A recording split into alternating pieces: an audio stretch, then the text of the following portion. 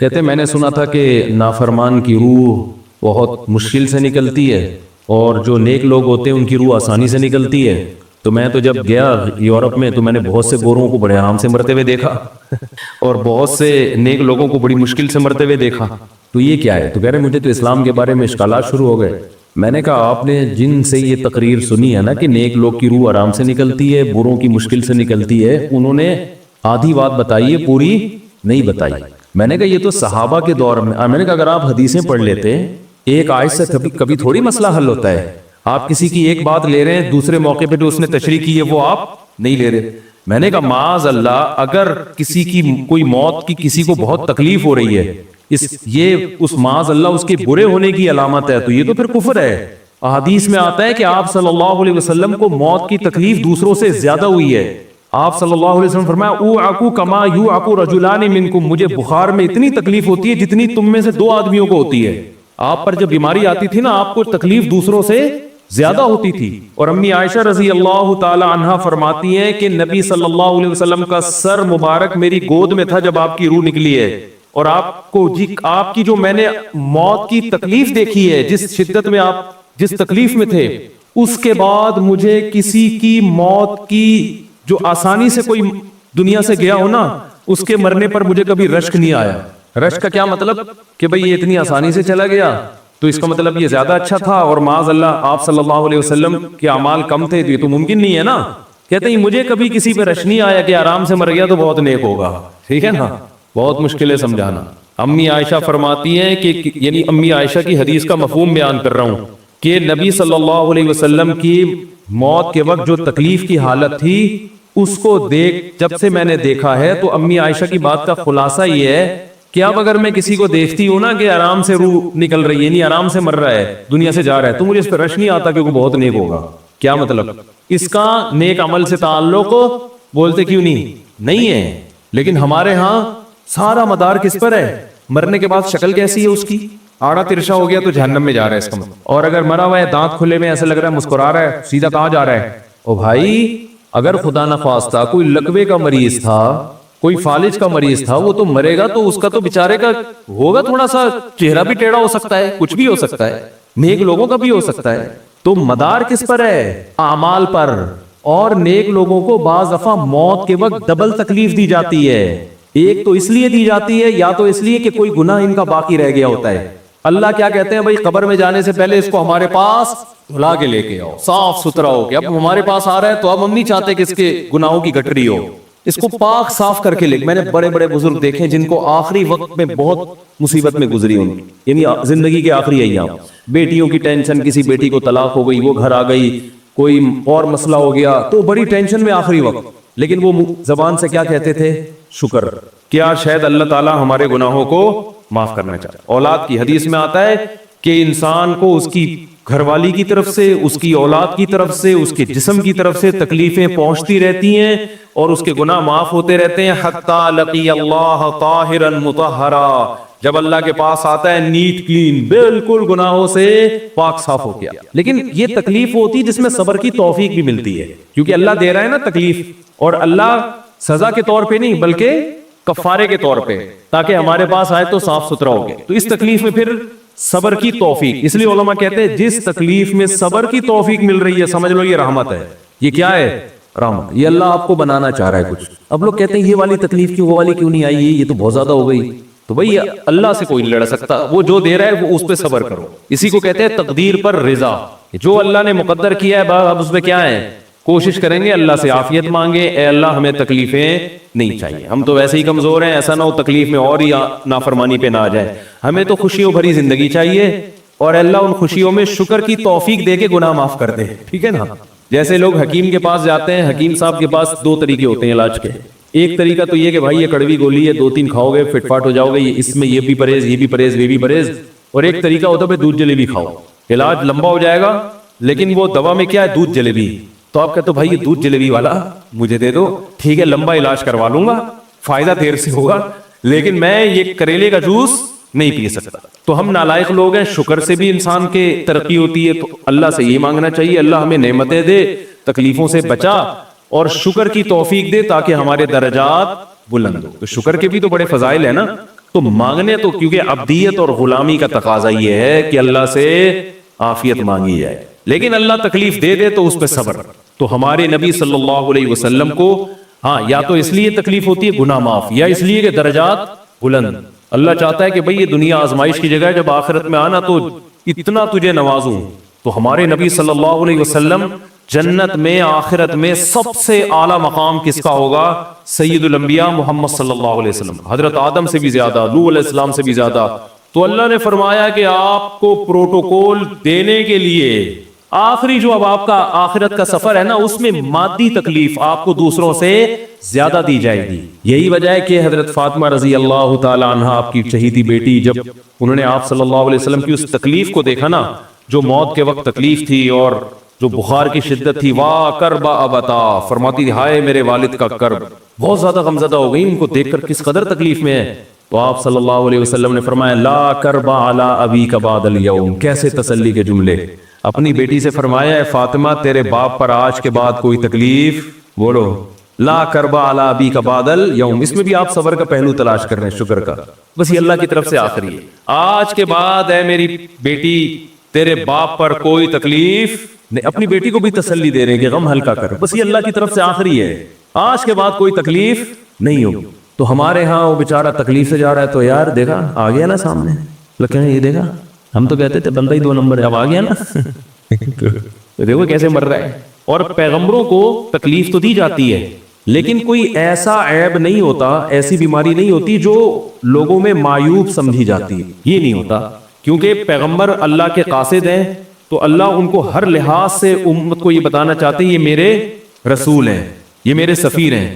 تو کوئی بھی ایسی چیز جس کی وجہ سے لوگوں کو ان سے نفرت ہو، یا طبعی نفرت جو انسان کے اختیار میں نہیں ہوتی، تو اللہ ایسی بیماری اور ایسی تکلیف سے بچاتے ہیں ان کو۔ سمجھ میں آ رہی ہے بات؟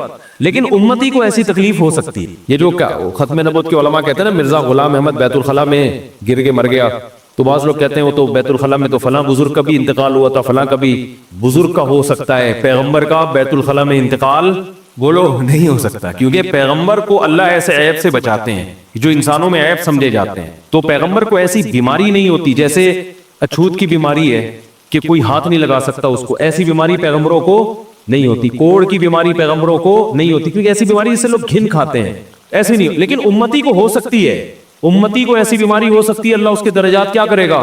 بلند کرے گا اس سے۔ مجھے ایک واقعہ کسی نے سنایا کہ ایک ہندو تھا، اس کو کوڑ کی بیماری تھی، کوڑ نہیں ہوتا گوشت گلنا شروع ہو جاتا ہے، تو یہ بیماری پھیلتی ہے، تو اس کے رشتہ داروں نے بالکل الگ کر دیا اس کو، وہیں سے کھانا پھینکتے ایسے کر کے۔ کہیں تبلیغی جماعت گئی، ان کو پتہ چلا، وہ بیٹھ گئے اس کے پاس جا کے، اس کو کھلا بھی رہے ہیں پلا بھی رہے ہیں، تو وہ بڑا متاثر ہوا، یار سب نے چھوڑ دیا اور مسلمان ہو گئے، تبلیغ والے تو اکرام کا کوئی موقع الحمدللہ چھوڑتے نہیں، تو وہ مسلمان ہو گیا اور پھر اس کا انتقال ہو گیا تھوڑے دنوں میں۔ اب دیکھو اللہ نے جو اس کو کوڑ کی بیماری میں ڈالا، یہ بیماری اس کے لیے رحمت بن گئی کہ نہیں بن گئی؟ تو کفر کی حالت میں کوئی اچھا کام کیا ہوگا اس نے، اس کے بدلے میں اللہ نے اس کو کیا دے دیا؟ کوڑ کی بیماری۔ اب دنیا کہے گی یار عام کافر جو اچھے کام نہیں کرتے وہ تو فٹ فاٹ گھوم رہے ہیں، اور یہ تھوڑا بہت خیال کرتا تھا، اس کو اللہ نے کیا دے دیا؟ بھائی اس کو دیا اس لیے کہ اللہ کو پتا ہے کہ جی کوڑ میں ہوگا تو تبلیغ والے آئیں گے، اس کی آؤ بھگت کریں گے اور یہ کیا ہو جائے گا؟ اسلام میں داخل ہو جائے گا۔ تو اللہ کے کام ہے، یہ اللہ ہی بہتر جانتا ہے۔ تو بعض دفعہ اللہ تکلیف میں ڈالتے ہیں تاکہ آپ کے گناہ دھل جائیں، تو اس لیے موت کی جو تکلیف ہے نا، اچھا اور عین ممکن ہے کوئی بہت بڑا بدماش ہو، بڑے آرام سے مر جائے، اور مرنے کے بعد ایسی خوبصورت اسکن ہو جائے اس کی، کیونکہ اسکن کی اچھے یا برے ہونے کا تعلق موسم سے ہے، جینے ٹھیک ہے نا۔ جس کو برین ہیمریج ہوتا ہے تو چہرہ خراب ہوتا ہے، چاہے وہ نمازی ہو۔ میں نے ایسے پکے نمازیوں کو جن کی نماز کی حالت میں ڈیتھ ہوئی ہے، ان کو دیکھا موت کے بعد ان کا چہرہ کالا ہو گیا۔ یہ بری بات نہیں تھی، یہ کالا اس لیے ہو گیا کہ برین ہیمریج ہوا، رگ پھٹی ہے تو بلیڈنگ ہونا، اور ہارٹ اٹیک بھی ہوا پھر ان کو، تو ڈاکٹر کہہ رہے تھے ان کو جلدی دفناؤ کیونکہ یہ بہت جلدی ان کا جسم خراب ہو جائے گا۔ حالانکہ پھر میں نے خواب میں ان کو جنت میں بھی دیکھا، صحیح ہے نا۔ تو خام خمانہ لوگوں نے یہ چیزیں بنائی ہوئی، تبھی میت کو چھپانے کا حکم ہے، کیونکہ اکرام کرنا ہے نا، تو چہرہ مرنے کے بعد بگڑنا شروع ہوتا ہے، یہ ہر ایک کا ہوگا، چاہے نیک ہو چاہے برا، تبھی تو حکم ہے کہ اس کو جلدی دفن کرو، کیونکہ اس کی توہین ہے اب لوگوں کے سامنے رکھنا۔ اور ہمارے یہاں کیا ہو رہا ہے، باقاعدہ مردوں کے ساتھ سیلفیاں چل رہی ہیں، ناک میں روئیاں ٹھوسی ہوئی ہیں اور ویڈیو بن رہی ہے اور زیارت ہو رہی ہے، لائن لگ لگ کے پبلک دیکھ کے جا رہی ہے۔ کیا جاہلانہ رسم ہے یار، کیا جاہلانہ۔ میت میں اور دلہن میں فرق ہونا چاہیے، دلہن کی منہ دکھائی ہوتی ہے, وہ محلے پڑوس کی عورتیں آتی ہیں, بھائی دلہن آئی ہے, بیوٹی پارلر کر کے دیکھ رہی ہیں, تو مردے اور دلہن میں اتنا تو فرق کرو, مردے کی بھی رونمائی ہو رہی ہے. یہ غلط رسم ہے. انتقال ہو گیا فوراً چہرے پہ کپڑا. ہاں جو اس کے بہت قریبی لوگ ہیں, قریبی لوگ ایسا ہوتے ہیں کہ اگر وہ بدبو آ بھی رہی ہو, چہرہ بگڑ بھی جائے, ان کو نفرت نہیں ہوتی. بیٹے کو اپنے باپ سے نفرت نہیں ہوگی, چاہے جیسا بھی ہو, چہرہ جیسا بھی بگڑ جائے. وہ کہے گا یار میرا اس کا رشتہ خوبصورتی کی بیس پہ تھوڑی ہے. لیکن اجنبی لوگ جب اس کو دیکھیں گے تو چہرے کے بارے میں تبصرے بھی کریں گے. اور ایک صاحب کا انتقال ہوا, میں نے کہا جلدی دفناؤ, چہرہ نہ دکھاؤ. تو انہوں نے کہا لوگ کہیں گے یار لگتا ہے کوئی چہرہ بگڑ گیا اس لیے چھپا رہے ہیں. میں نے کہا اب تو اور چھپانا چاہیے, اس لیے کہ جس کا بگڑ جائے اس کو تو چھپائیں گے تو پھر لوگ یقیناً کہیں گے بگڑا ہوا چہرہ ہے. تو اس رسم ہی کو ختم کر دینا چاہیے. انتقال ہوا فوراً چہرے پہ کپڑا. ہاں بیوی دیکھ سکتی ہے اپنے شوہر کو, یا بیٹے ہیں, یا اس طرح جو بھائی بہن ہیں قریبی, وہ دیکھ لیں. باقی پبلک سے چھپا کے اس کو فوراً کیا کرو, دفن. اب تو قبر میں جا کے بھی دکھا رہے ہوتے ہیں. یہ اجمیوں کی گندی رسم ہے, بری رسم ہے. گندی کا لفظ میں نے تھوڑا سا زیادہ سخت استعمال کیا, لیکن مجھے اس سے زیادہ ہلکا لگ نہیں رہا کوئی لفظ. عرب میں ایسا نہیں ہوتا. سعودی عرب میں جو ہے نا, عرب لوگ بہت سی چیزوں میں ابھی بھی اسلام کے بہت قریب ہیں, بڑے خاندان. ہم لوگ چونکہ ہندوؤں کے ساتھ زیادہ رہے ہیں نا انڈیا میں, تو بہت سی چیزیں ہم نے وہاں سے کیا لی ہیں جو مذہبی لوگوں میں بھی آئی ہیں. عرب میں یہ سسٹم نہیں ملے گا آپ کو. عرب میں جب تک زندہ ہے احترام, ادب, تمیز. انتقال ہو گیا فوراً سے پہلے دفنایا, قبر پہ تختی بھی نہیں لگاتے. وہ جو جائز ہے تختی لگانا, لیکن وہ بھی نہیں لگاتے. کہہ رہے اب اس کو تختیوں کی ضرورت نہیں ہے, اب دعاؤں کی ضرورت ہے. دعائیں ہوتی رہتی ہیں ابا کے لیے, صدقات و خیرات کرتے ہیں. تب ایسا صدقے کرتے ہیں عرب کہ آپ کی سوچ ہوگی. ایسی سخاوت ہے عربوں میں, اپنے ابا کے لیے, اپنی اماں کے لیے دعائیں کرتے ہیں. وہ میں نے بتایا نا ایک واقعہ, میں نے بہت پہلے سنایا تھا. جدہ میں کسی کے یہاں ٹھہرا ہوا تھا, سعودی عرب میں, پاکستانی تھے. وہ کسی عرب کے ساتھ 30 سال سے ملازمت کر رہے تھے.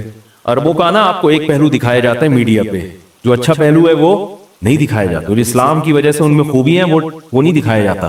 تو ایک عرب شیخ تھا جس کی, ہاں یہ ملازم. دوسرا عرب کا جو اصل کلچر آپ کو ملے گا گاؤں دیہاتوں میں, شہروں میں تو پتہ نہیں کون کون آگے آباد ہوا ہے, اس میں اچھے بھی ہیں برے بھی ہیں. کہہ رہے میں نے دیکھا کہ وہ ایک عرب شیخ اپنی فیکٹری سے نکلا, میں تو ایک بھکاری آیا, اس نے اللہ کے نام پہ کچھ مانگا. اس کے پاس پتہ نہیں تنخواہ بانٹنے نکل رہا تھا, کیا نکل رہا تھا, اس کے پاس بہت سارے پیسے تھے ریال.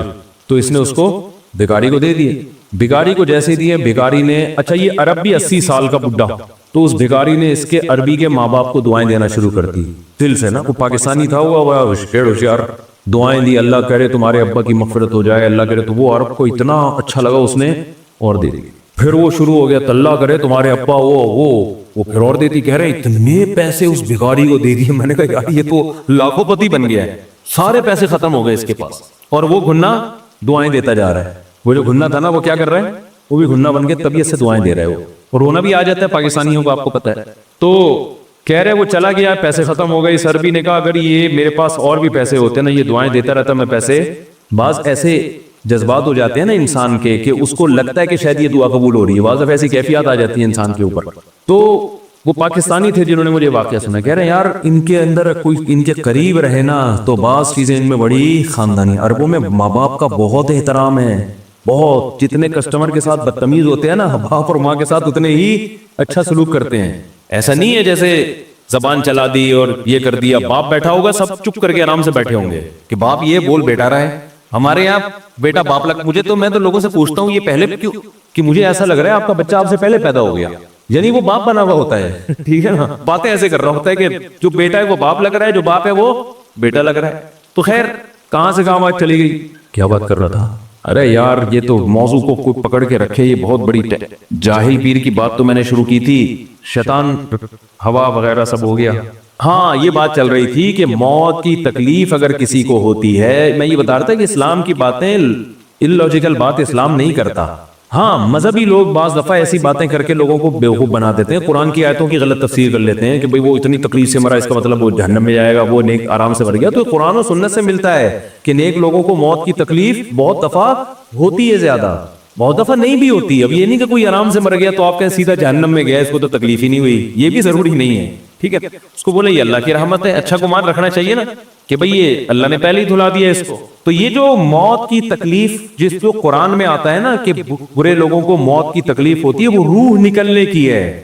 کہ جب عالم برزخ کی طرف روح جاتی ہے اور اس کو برزخ کی چیزیں نظر آنا شروع ہوتی ہیں, تو پھر روح چاہتی نہیں ہے کہ میں جسم سے جدا ہوں, لیکن فرشتے اس کو کھینچ کے نکالتے ہیں. تو تو یہ عالم برزخ کی چیز ہے، اس کا اس مادی زندگی سے تعلق نہیں ہے. مادی زندگی میں تو کسی کے یہاں گولی مارو گے نا، ٹھا کر کے گئی نکل گئی مر گیا، اور کسی کو کیما بنا کے مارو گے تڑپا تڑپا کے تو تڑپ تڑپ کے مرے گا وہ.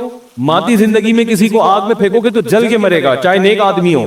اور کسی کی گردن اڑاؤ گے تلوار سے تو ایک منٹ میں کیا ہو گیا، ختم. لیکن جو اس کی روح نکل رہی ہے، خدا کے پاس جا رہی ہے، وہ منظر نافرمان کا بہت ہی بھیانک ہوتا ہے. اور نیک آدمی کی روح ایسے پرواز کرتی ہے، وہ اس کی تکلیف ہے. اور اس پہ میں ایک واقعہ بھی سنا چکا ہوں، دوبارہ نہیں سناؤں گا، کہ کیسے دنیا میں بھی اس کے مشاہدات ہوئے ہیں لوگوں کو، کہ کیسے ان کو آخرت کی چیزیں نظر آنا شروع ہو گئی، اور وہ باتیں کر رہے ہیں، باقاعدہ بتا رہے ہیں فروح و ریحان و جنت نعیم. جو قرآن میں آتا ہے نا، فرشتے آتے ہیں اس کی روح قبض کرتے ہیں، تو وہ بعض دفعہ اللہ دنیا میں بھی دکھا دیتے ہیں.